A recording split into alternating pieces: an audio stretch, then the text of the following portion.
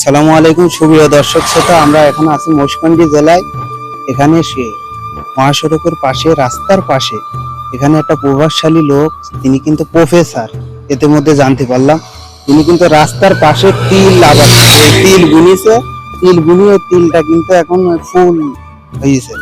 এই তিলটা কিন্তু বুনিছে, যাদের জমি জায়গা নাই, প্রভাবশালী লোক, তারা কিন্তু এরম উদ্যোক্তা নিতে পারেন, যারা গ্রামগঞ্জে আছেন প্রভাবশালী লোক। একটি চাচার কাছে সঙ্গত পেলাম, চাচার সাথে কিছু কথা বলবো। আসুন শুরু করা যাক। আসসালামু আলাইকুম চাচা। ওয়ালাইকুম আসসালাম। ভালো আছেন? আলহামদুলিল্লাহ ভালো আছি। আপনার বাড়ি এখানে? হ্যাঁ, আমার বাড়ি এই গ্রাম।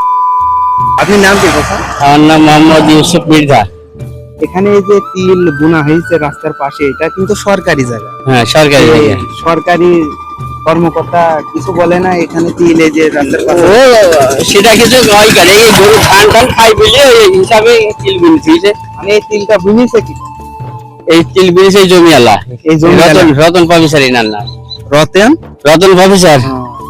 প্রফেসর গিরি করে। ওই কলেজের হাতি কলেজের মাস্টার। হাতি কলেজের মাস্টার রতন প্রফেসর। পাশাপাশি এই তলেই কিন্তু তার জমি, উপরেই কিন্তু তিল আবাদ করেছেন। তে আছে গা, এই তিলটা যে আবাদ করেছেন এটা কত মাসে ওঠে? এই ধরেন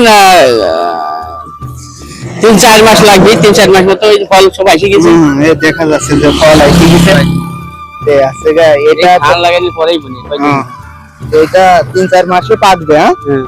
পাকার পরে এটা তো তিনি নিয়ে চলে যাবে।